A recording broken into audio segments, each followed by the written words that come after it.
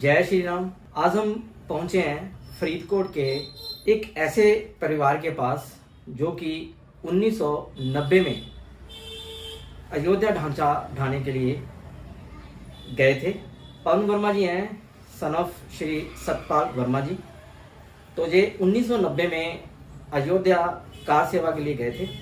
तो इनसे आज हम बात करेंगे उस वक्त की जब ये ढांचा ढाया गया था। तो ढांचा तो 1992 में ढाया गया था, मगर ये 1990 में जब गोलियां जली थी तो तब ये गए थे। तो पवन जी हमें ये बताइए कि भी उस वक्त 1990 महीना कौन सा था और कौन सा था, ये मुझे बता दीजिए जब आप गए थे। अक्टूबर की 21-22 तारीख थी शायद। अच्छा, अक्टूबर की 21-22 तारीख को आप अयोध्या जाते थे। तो सुबह 4 बजे ट्रेन थी हाँ पंजाब में या जनता एक्सप्रेस जो भी चलती थी उसमें। जी जी जी जी 4:40 या 4:20 का ऐसे टाइम था। अच्छा, जनता का टाइम था उस वक्त। सुबह दिल्ली वाली ट्रेन थी, दिल्ली वाली ट्रेन थी। मुझे इतना तो वो नाम है ना। ये कहाँ तक गई थी ये दिल्ली। ये दिल्ली से आगे आपने दिल्ली से लखनऊ के लिए आपने वो ट्रेन से गए थे जी। तो लखनऊ से गोंडा बस पे गए थे। बस से के ऊपर छत पर छिपकर गए थे। ठीक है, कार बनाई थी जी। बस स्टैंड से, वहाँ से बस के ऊपर छत पर छिपे, हमारे ऊपर वो रखे गए बैग वगैरह ताकि नजर हमारे ऊपर रख दिए। हाँ, तो उस वक्त आपकी उम्र क्या थी? मैं 15 साल थे। अच्छा, देखो हमारे शहर फरीदकोट में सबसे मतलब कम उम्र के आप ही थे तब। एक मैं था, एक रिंकू छाबड़ा विनोद छाबड़ा का छोटा। विनोद, हाँ जी। उनकी माता भी गई थी। और उनकी एज की क्या थी उस वक्त? मेरे जितने जी, मतलब ये दो कार सेवक थे, जो सैनिक थे जो 15 साल की उम्र में कार सेवा के लिए चले गए थे। ये बड़ी हमारे लिए बड़ी खुशी की बात है, गर्व की बात है। 4-5 लोग एक साल बड़े थे, विक्की, बिट्टू, दूसरा बिट्टू, ये एक साल बड़े थे हमसे बस। 16 साल के ये थे बस जी। तो जब वहाँ पहुंचे तो आपको क्या क्या मुश्किलें आई उसके बारे में हमें थोड़ा जानकारी। हम वहाँ से गए, लखनऊ से गोंडा पहुँचे रात को। शाम को थोड़ी उस वक्त सर्दियाँ होती थी, अक्टूबर में भी थोड़ी ठंड जैसा मौसम। तो गोंडा पहुंचकर किसी गांव जैसी जगह उतरे थे। वहाँ से हम पैदल गए। जहाँ रुके थे वहाँ जैसे कोई पशुओं का बाड़ा जैसा होता है ना, वहाँ मतलब जैसी जगह थी, खेत थे वहाँ पर। तो वहाँ पर जाके रुके, रात निकली। सुबह सोचा था कि जाएंगे, तो बाद में इसने सूचना दी कि और भी लोग आ रहे हैं वहाँ पर, तो शाम को इकट्ठे निकलेंगे। तो उस जगह से, वो पता नहीं कौन सा गांव था, उस जगह से फिर शाम को कुछ और लोग आ गए। तो उस जगह से उस रात को निकले। जिस रात को गोंडा पहुंचे उससे अगली रात को उस जगह से निकले। तो ऐसे अगले 9 दिन ऐसे ही चलता रहा जी। गोंडा से अयोध्या सिर्फ 30-32 किलोमीटर है जी। लेकिन हम 8 या 9 रात ऐसे चलते रहे, आगे पीछे। हाँ, कभी इधर चले गए, कभी इधर चले गए कि मेन रोड पर नहीं जाना, मेन रोड पर नहीं जाना, सिर्फ रात को सफर करना है। खेतों में मतलब घूमते रहे, निकलते रहे के भी। तो लास्ट टाइम हमारे साथ कोई तकरीबन एक टापू जैसी जगह है, वो सरयू के नजदीक है, जो सरयू चारों तरफ सरयू चलती है उसके। मुझे इतना ज्यादा नहीं, क्योंकि आपकी जो उम्र भी उस वक्त कमी थी तो इसलिए आपको इतनी वो उसको फैजाबाद पुल बोलते हैं। पुल है एक, उसके साथ ही वो टापू जैसी जगह है, काफी बड़ी है। तो वहाँ पर हम काफी लोग, मेरे ख्याल से होंगे 5-10 हज़ार लोग होंगे वहाँ पर उस वक्त, जब लास्ट में सब पकड़े गए जब। तो कुछ लोग नहाने के लिए अंदर जंगल जैसी जगह है, बाहर उसके टापू जैसे नदी का किनारा जैसे, वहाँ पर आते थे नहाने के लिए। तो वहाँ से ऊपर 2-3 बार उन्होंने बोला कि हेलीकॉप्टर घूम रहा है कि ना जाओ, लेकिन कुछ लोग चले गए। तो जैसे वो नहाने के लिए गए, उसके 1 घंटे के बाद ही वहाँ पर आकर, पुल पर आकर गाड़ियाँ खड़ी हो गई, पुलिस की गाड़ी थी। ठीक है। तो फिर अनाउंसमेंट हुई कि ऐसे ऐसे गिरफ्तारी देनी है। तो फिर वहाँ से वो टापू से नदी पार करने के लिए ना, वो जैसे गड्ढे होते हैं जिसके आगे बल्द लगते हैं कि हाँ, मतलब बैलगाड़ी थी। हाँ, काफी ऊंचे पहिए होते हैं उसके, मेरे कद से ऊंचे पहिए थे उसके। बैलगाड़ी के। तो उस बैलगाड़ी के साथ हमें बाहर लाया गया। कुछ ऊपर बैठे थे, कुछ साथ साथ चल रहे थे, तैर रहे थे, कुछ जैसा जिसका किसी जगह पर उस नदी से ऐसे चलकर आ सकते हैं, पानी इतना कम है, कहीं जगह पर तैरना पड़ता है। ऐसे मतलब जैसे बैलगाड़ी चल सकती है इतनी 5 फुट पहिए वाली, तो इतना पानी है समझ लीजिए। कहीं मेरे जैसे डूबते भी थे, कहीं किसी किसी जगह पर। जी जी। तो जो लंबे थे वो उनके पानी यहाँ तक आया, यहाँ तक पानी आ रहा था, ठीक तो है। वहाँ से निकाला बाहर, तो वहाँ बसों में बिठाया, हम्म, तो वहाँ से गिरफ्तार कर हमें वापस फिर गोंडा ले गए। वापस गोंडा ले आए। जी ठीक है। तो इस दरमियान ये कितने दिन आपको लगे ये वहाँ ये तक, ये तकरीबन गिरफ्तारी तक? 8-9 दिन लगे थे। 8-9 उस दिन दिन लगे। उस दिन 31 अक्टूबर थी शायद, जी। जिस दिन हम मतलब गिरफ्तार करके गिरफ्तार हमको करके लेकर आगे- गए। 31 या 30 अक्टूबर थी। अच्छा, गोंडा वापस लेकर आए, फिर गोंडा वहाँ लेकर- कहाँ रखा फिर आपको वहाँ पर? गोंडा में एक शहर, गोंडा के ना शहर जैसा है, जैसे एक जगह पर शहर है, उसके 2-3 किलोमीटर लंबी सड़क ऐसी थी, हम्म, बिल्कुल सीधी सड़क जाती है। उसके बाद फिर एक शहर और है, दोनों भी गोंडा बोलते हैं या गोंडा का हिस्सा है जैसे। हम्म, तो वो सारे शहर के बाहर वो एक स्कूल था, हम्म, हमें वहाँ पर रखा। हम्म, शाम का टाइम हो चुका था, हम्म, तो स्कूल भर चुका था इतना ज़्यादा कि पुलिस वाले भी हमारी कोई इतनी वो सोच नहीं रहे थे कि हमें पकड़ कर अंदर करना है। हम आराम से बाहर खड़े थे, हम्म। तो जिसका दिल करता था वो अंदर चला जाता था, जिसका दिल करता था बाहर आ जाता था। ऐसे इतनी जगह स्कूल भर चुका था। मतलब इतने लोग, इतने मतलब कार से भी जो गिरफ्तार कर लिए थे। हाँ। जी। तो बाहर जो लोग लोकल वाले खड़े थे, हम्म, उनमें से कुछ लड़के आए हमारे पास। हम्म, उनका नाम था, एक का नाम था दीपू छाबड़ा। वो हम्म, उनकी वहाँ पर तेल, सर पर लगाने वाला तेल, साबुन, अचार, ऐसी चीज़ों की फैक्ट्री थी। फैक्ट्री थी वहाँ पर। उनकी दुकान वहाँ पर है, गुरु नानक बाजार है वहाँ पर। हम्म, तो वहाँ पर उनका घर था। हम्म, तो वो लड़का उनके साथ 2-3, एक लड़का था भाटिया नाम का, हम्म, ऐसे 4-5 लड़के थे। वो हम 4 लोग हम थे, ये हमारी गली वाले। तो वो हमें अपने साथ ले गए। जी। तो रात को हम उनके साथ रहे। उन्होंने हमारे साथ वहाँ पर बातें की हम्म, कि आप कहाँ से आई हो, कैसे हो। हमने उनको बताया कि ऐसे ऐसे है। तो बोले कि अगर आप पंजाब से अगर यहाँ पर ही कर सकते हो तो हम आपके लिए इतना तो कर सकते हैं, इसलिए आप हमारे साथ चलिए। हम्म, तो हम 4 लोग उन 4 के साथ चले गए। हम्म, दीपू छाबड़ा के घर पर मैं रुका। घर भी थोड़ी छोटी जगह थी, हम्म, तो ऐसे ही दूसरे बाकी 3 लोगों की जगह एक एक करके उन्होंने एडजस्ट किया, रात काटी वहाँ पर। हम्म, तो अगले दिन वहाँ पर एक धर्मशाला है, मारवाड़ी धर्मशाला बोलते हैं शायद उसको। गोंडा में ही था ये। अच्छा।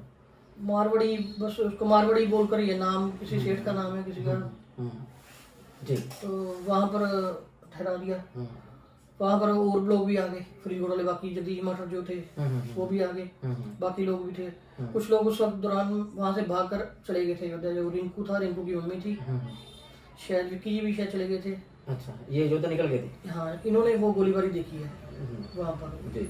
और जो 2-3 औरतें और थी, हम्म, वो जब हमें वहाँ मिली ना, धर्मशाला में मिली, तो एक यहाँ महिंद्रो माता थी, माता मंदिर में बोलते हैं ना जिसको। हाँ। वो इतनी डरी सहमी हुई थी, वो लगातार वो ऐसी उसकी गोली मार दी, उसको गोली मार दी, उसका दिमाग बाहर आ गया, उसका ऐसे बोलती जा रही थी लगातार। उसको बड़ी देर बाद उसको शांत किया।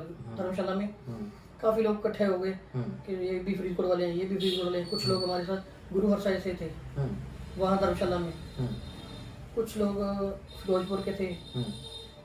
तो उस धर्मशाला से फिर ऐसे अगले 3-4 दिन हम वहाँ जाते रहे, जो फैजाबाद वाला पुल बोलते हैं जिसको। तो वहाँ पर फैजाबाद वाले पुल पर जो तारबंदी की हुई थी, वहाँ पर जगदीश मास्टर की फोटो भी छपी थी जागरण में। अच्छा, वहाँ पर वो तारों को ऐसे तोड़ रहे हैं, हिला रहे हैं, उसकी फोटो जागरण में छपी थी वहाँ पर। वो मेरे पास अखबार था, अभी नहीं है, वो खराब हो गया, काफी देर हो गई, समय भी काफी हो गया। तो वहाँ पर वो पुल पर काफी जाम लगा। 2-3 दिन वहाँ पर जाते रहे हैं, लेकिन वो तारें नहीं खुली। मतलब खुल जाती थी, कुछ लोग दौड़ जाते थे, दोबारा पुलिस वाले फिर बंद कर देते थे, ऐसे चलता रहता था। 2-3 दिन ऐसे चला। उसके बाद जैसे जैसे टाइम बीत रहा था वैसे वैसे हवाएं चल रही थी। उस वक्त फोन तो है नहीं थे वैसे, तो किसी ने फोन किया फरीदकोट, पता चला कि फरीदकोट वालों के किसी की ना मृत्यु की वहाँ पर हवा उड़ गई है। अच्छा। एक तो हमारे साथ लड़का हमारी गली वाला था संजीव कक्कड़, संजीव कक्कड़, ठीक है। एक किसी टीचर का बेटा था शशि, वो आजकल शहर में है नहीं, पता नहीं। नहीं, वो मैं ठीक है, मैंने वेरीफाई किया वो। तो वो अभी यहाँ पर फरीदकोट नहीं है, मगर उनके जो परिवार के सदस्य हैं ना, हाँ, रमेश कौशल जी है, वो उनके भतीजे हैं। हाँ, उनसे वो हो गया, वेरीफाई हो गया, वो है अभी। तो उसकी मृत्यु की उसकी हवा उड़ गई। तो फिर सभी को फिक्र होगी, तो सभी ने घर पर फ़ोन किया अपने। जैसे हमारी गली में 1-2 फ़ोन थे, एक प्रोफेसर मित्तल के घर पर फ़ोन था, हमने उनके यहाँ फ़ोन किया कि मैं जिंदा हूँ। तो ऐसे ही वो कक्कड़ के घर पर फ़ोन किया तो पता चला कि उसकी मम्मी की आवाज़ चली गई सदमे से, वो गूंगी हो गई। तो उनको उससे बात करवाई कि जिंदा है, ठीक है, तो बता दीजिएगा। ऐसे स्नेह लगा दिया कि हम कोई बात नहीं, हम वापस आ रहे हैं, अभी सब कुछ ठीक है, कोई बात नहीं।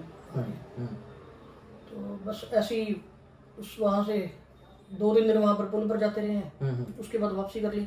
जो लोग अयोध्या पहुँच गए थे जी, कोई 1-2 लोग को चोटें भी आई थी उनको। कितने कार्यकर्ता थे जो फरीदकोट के अयोध्या पहुंचे? यहाँ से 25 लोग गए थे। नहीं, 1990 में 25 लोग गए थे। हाँ। जी, तो वो जो पहुंचने में कामयाब कितने लोग हो गए थे अयोध्या में? मैं एग्जैक्ट नहीं कह सकता। एक संजय चाय वाला था जो हाँ, उनकी डेथ हो गई अभी पीछे ही, कैंसर से उनकी डेथ हो गई थी। एक रिंकू था, एक रिंकू की मम्मी थी, एक महेंद्र माता थी, और शायद 4-5 जने और थे जो पहुंच गए थे वहाँ। तो उन्होंने बताया, हम तो मैं तो उनके बताने के मुताबिक वो क्या बता रहे थे वहाँ पर कि जो मंदिर से आते हुए बहुत बड़ी गलियां हैं, तो उन गलियों में कुछ मकान वहाँ पर खाली खंडर पड़े थे। तो उन्होंने 2-3 घंटे या 5-6 घंटे वहाँ पर किसी मकान में खंडर में ना छिपकर बिताए थे।